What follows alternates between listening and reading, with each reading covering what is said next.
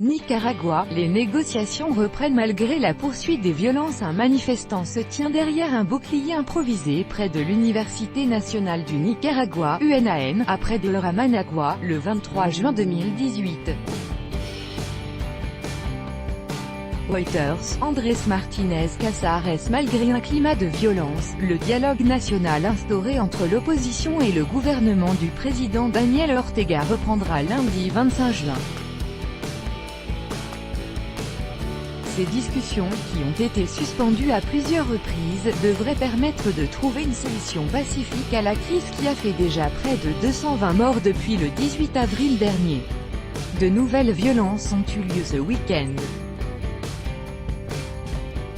dans la capitale Managua, notamment, des attaques menées conjointement par la police, les unités anti-émeutes et des paramilitaires ont fait 8 morts samedi 23 juin, dont un enfant de 14 mois qui a reçu une balle en pleine tête, selon le Centre nicaraguayen des droits de l'homme, CENIDH.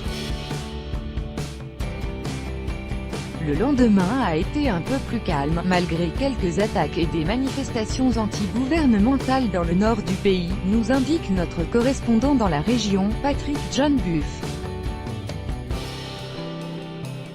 C'est dans ce contexte difficile que les discussions vont reprendre lundi 25 juin, durant lesquelles sera abordée la démocratisation du pays.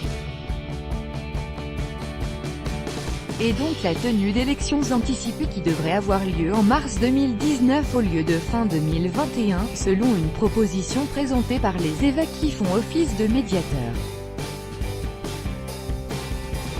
Ils attendent de Daniel Ortega une réponse rapide, car ils estiment qu'elle est essentielle à la poursuite du dialogue national. Et c'est notamment pour contribuer aux négociations qu'une équipe technique de la Commission interaméricaine des droits de l'homme, CIDH, est arrivée dimanche 24 juin à la capitale Managua.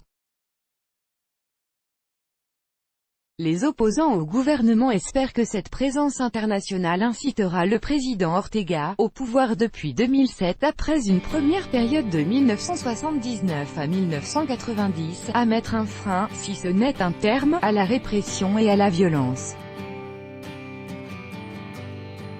Vendredi 22 juin, la CIDH avait indiqué que l'action répressive de l'État a fait au moins 212 morts au 19 juin et 1337 blessés.